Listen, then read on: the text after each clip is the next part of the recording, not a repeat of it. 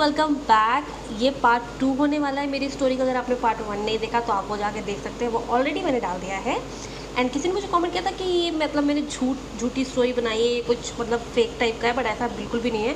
मैं इतनी ज़्यादा अच्छी नहीं हूँ झूठ बोलने में। मैं अगर झूठ बोलूँगी तो आपको पता चल जाएगा मेरे बोलने के तरीके से, बॉडी लैंग्वेज से बेसिकली पता चल जाती है। यहाँ पे बहुत ज़्यादा गर्मी है, मतलब इस रूम में इतनी ज़्यादा गर्मी है मैं आपको बता नहीं सकती हूँ। बट फिर भी मैं ये वीडियो बना रही हूँ सिर्फ आप लोगों के लिए, क्योंकि मेरे को ऐसे स्टोरी बताने में बड़ा मज़ा आता है, इसलिए आपको बता रही हूँ। ठीक है, तो पार्ट 1 में हम पहुँचे थे कि उस बंदे ने मुझे ड्रॉप किया था, वो चला गया था। ठीक है, तो नेक्स्ट डे मतलब अगले एक हफ्ते के लिए हमारी बुकिंग थी, तो मुझे फिर जाना था वहाँ पे। और मतलब मॉर्निंग की वेडिंग थी, मतलब मॉर्निंग में से वो अमीर लोग होते हैं ना जिन पे बहुत पैसा होता है, तो उनको वो 10-12 करोड़ रुपये खर्च करते हैं और वो 1 ही 2 दिन में शादी का निपटारा कर देते हैं। तो उस टाइप का कुछ सीन था। तो उन्होंने मेरे को बोला कि आपको 8 बजे मतलब यहाँ पर आना है, मतलब लाइक होना है यहाँ पे। तो वहाँ पे स्टे का ऑप्शन देते हैं वो लोग कि अगर आपको सुबह सुबह आना तो आपको स्टे करने के लिए ऑप्शन देंगे, मतलब घर देंगे रहने के लिए। क्या बोल रही हूँ मैं भी यार, इतनी गर्मी है मेरा दिमाग काम नहीं कर रहा। तो उन्होंने हमें एक फ़्लैट दिया, वहाँ पे एक बंदी है वो काम करती है, तो उन्होंने फ़्लैट दे रखा था, तो वहीं पर हमारे रहने का अरेंजमेंट करवाया था मैनेजर ने।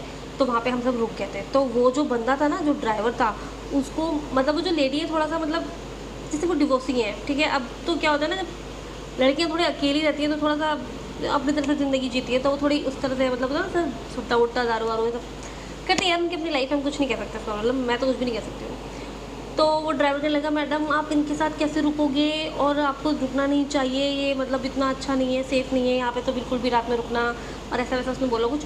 तो मेरे को ना उस टाइम तक गुस्सा आ गया था, क्योंकि अब तक आपको समझ में आता है कि अगले बंदे को इंटरेस्ट है आपके अंदर, और अगर आपको इंटरेस्ट नहीं है उसके अंदर तो फिर आपको उसकी सारी बातें आपको उसको बुरी लगने लगती है। तो मुझे उस टाइम उसकी सारी बातें बहुत बुरी लगने लगी थी।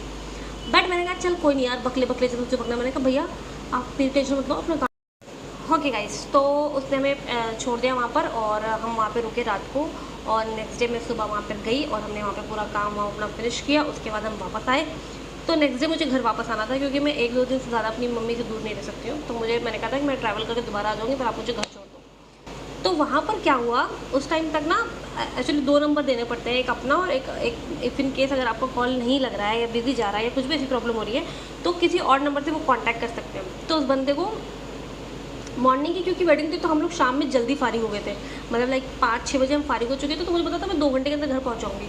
तो मैंने उनको बोला, भैया आप मुझे जहाँ छोड़ते हो ना वहाँ से पहले छोड़ दो। मेरी एक फ्रेंड थी, तो वो हम लोगों ने डिसाइड किया था कि हम बाहर कुछ खाते हुए जाएंगे।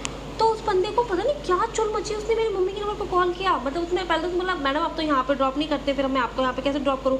मैंने कहा भैया मैं आपसे कह रही हूँ, आप मुझे कर दो ड्रॉप और आप जाओ, आपका काम हो गया खत्म, निकलो यहाँ से अब यार। मगर उस बंदे ने मतलब मेरे घर पे मेरी मम्मी को फ़ोन किया, और उसने फ़ोन करके बोला कि मैडम पहुँच गई घर पे, और उसने जानबूझ के बोला ये बात। मतलब वो मेरी मम्मी को बताना चाहता था कि मैं कहीं बाहर रुकी खाने के लिए, बेवकूफ़ इंसान। जबकि मैं खुद अपनी माँ को बता दूँगी, मम्मी मैं यहाँ पे रुकी हूँ खाने के लिए। अब मेरी माँ को इतना भरोसा, मैं कहीं काम करने जा रही हूँ, तो मेरी माँ ने तो डेफिनेटली मेरे पर ट्रस्ट करके मेरे को भेजा है ना कहीं पर यार।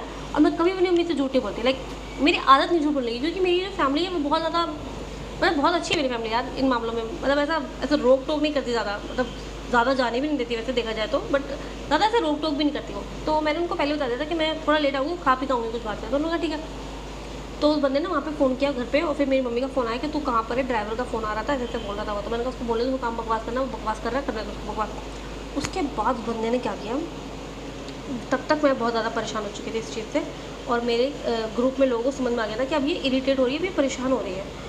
उस बंदे ने क्या किया, उसने मेरे को मैसेज करना स्टार्ट किया। मैंने उसको पहले ब्लॉक किया। लास्ट टाइम जब उसने मुझे ड्रॉप किया तो सिर्फ मैं ही थी।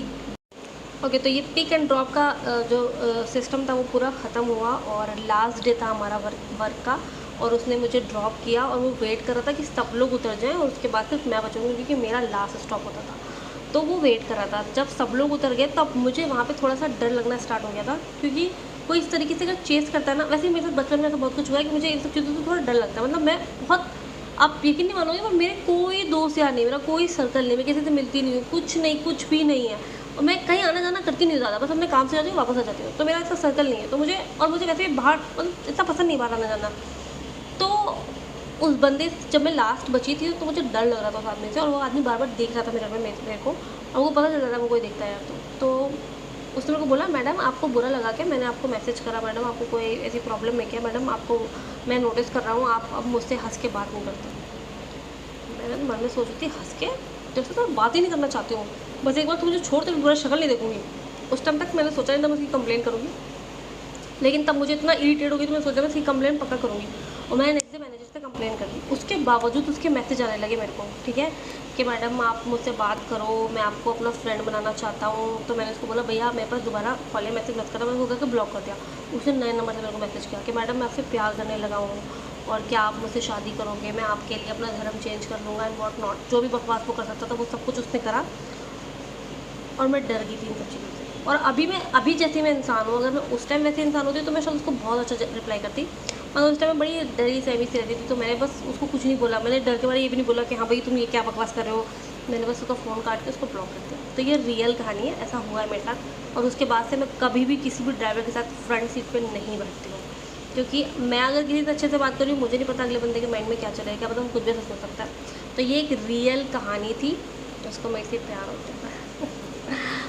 तो बस यही स्टोरी थी, आप लोगों के साथ शेयर कर दी। आपको स्टोरी कैसी लगी मुझे ज़रूर बताइएगा, और कमेंट करके बताना कि आप किस तरह की वीडियोज़ और देखना पसंद करेंगे, तो मैं बनाऊंगी। अगर आप कमेंट करेंगे तब मैं मेहनत उस जगह पूछिएगा। अगर आपको अच्छी लगेगी तो आगे कोई स्टोरी सुनाऊंगी, नहीं अच्छी लगेगी तो फिर इस गर्मी में यहाँ पे इसको ऐसे ही बंद करते हैं। अपना बहुत बहुत ख्याल रखें एंड अपनी दुआओं में मुझे और मेरी अम्मा को ज़रूर याद रखें।